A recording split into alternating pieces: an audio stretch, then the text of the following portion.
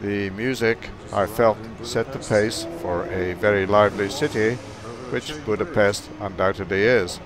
And of course, it also has the beautiful Danube flowing through it.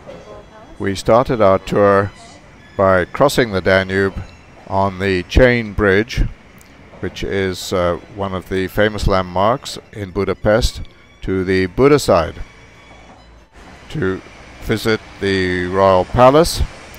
And fortunately, there was a funicular to take us up to the palace, as the hill was very steep. The Baroque facade of the Royal Palace is 980 feet long, and the statue of Eugene of Savoy is in the square. And somebody else. The palace also houses the Hungarian National Gallery, which is well worth a visit. Also in the square is the Matthias Fountain, which is a principal tourist attraction. And at the entrance to the Royal Palace is Lion's Gate. And to the right is a gigantic bird of prey with outspread wings, which is a two-rule.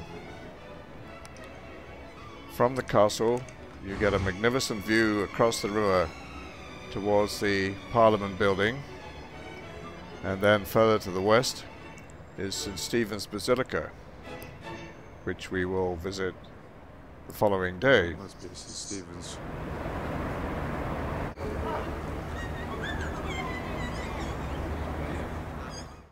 Leaving the Royal Palace, we stroll down Anna Utka to Trinity Square, and then on to Matthias Church. The beauty of the interior of Matthias Church speaks for itself. Thanks.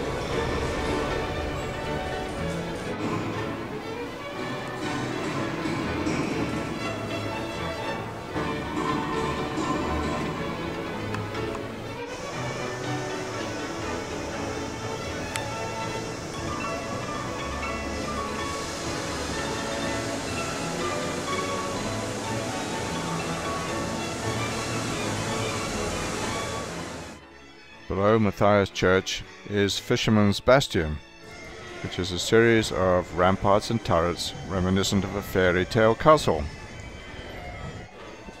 We then walk down the hill towards those two spires you can see coming into view for a bite of lunch.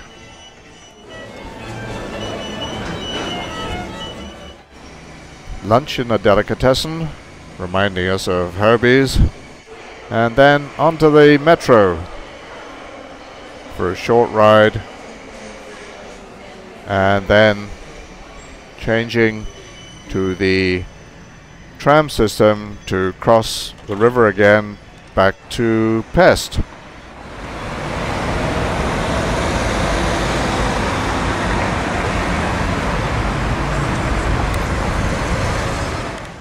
The following morning we set off to visit St. Stephen's Basilica, which was only a stone's throw from our hotel, and is not a particularly old church as it was finished in 1906.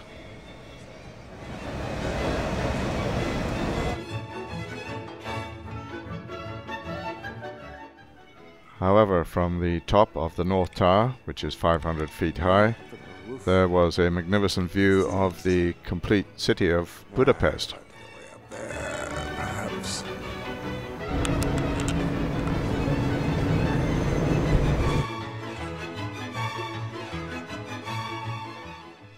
As usual, not good for the vertigo, but we survived. We walked up the street here to get to the church. Way down there. She's saying that you take the yellow route, which is quite suggestive. She said, "Where's the guest house?" It's like the old guest house. Yeah, it was the guest house. Yeah, not now. It's like at the moment. It's where you go and stuff. And then we get away. Looking back across the Danube, which you can't see, towards the Royal Palace. One of the highlights of the interior was the mosaic cupola, which is 315 feet high, and the other noteworthy thing was the church was bright.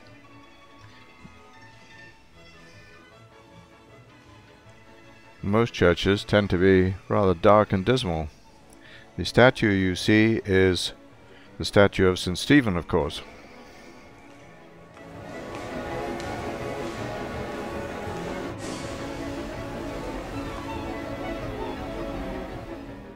The most valuable piece in the church is St. Stephen's right hand, which you can just see in the picture there.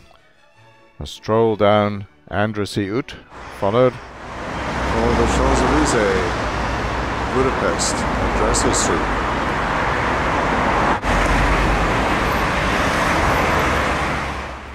At the end of Andrassy Ut is the Heroes Square.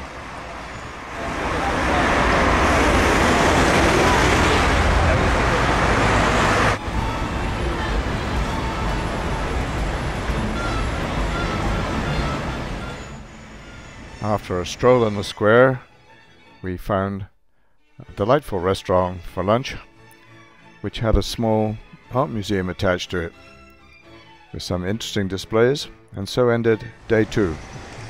On our third day, we set off to see the Parliament buildings, hoping to go on a tour. But the queue was so long, and nobody could tell us how long it would take. So we decided to give it a miss and get back on the tram and go to the west end of Buda.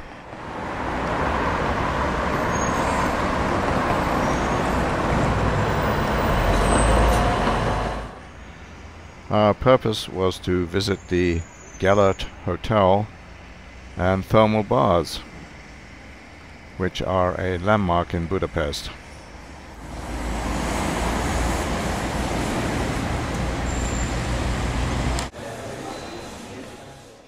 However, we decided just to look and not to try.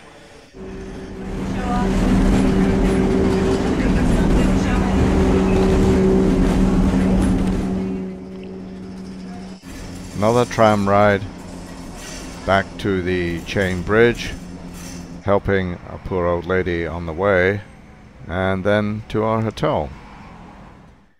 In the evening we took a taxi to the station and boarded the Budapest-Krakow Night Express. There were some rather strange people on board, and the engine looked like it had seen better days.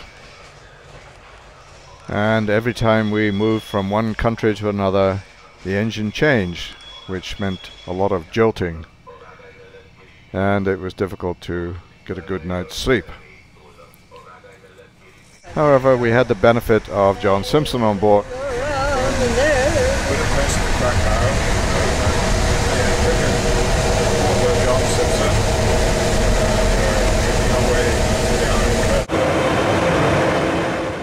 There seemed to be a lot of trains moving during the night, but not many people, and we weren't bothered by immigration officers asking for passports or anything strange like that. So next morning we arrived in Krakow.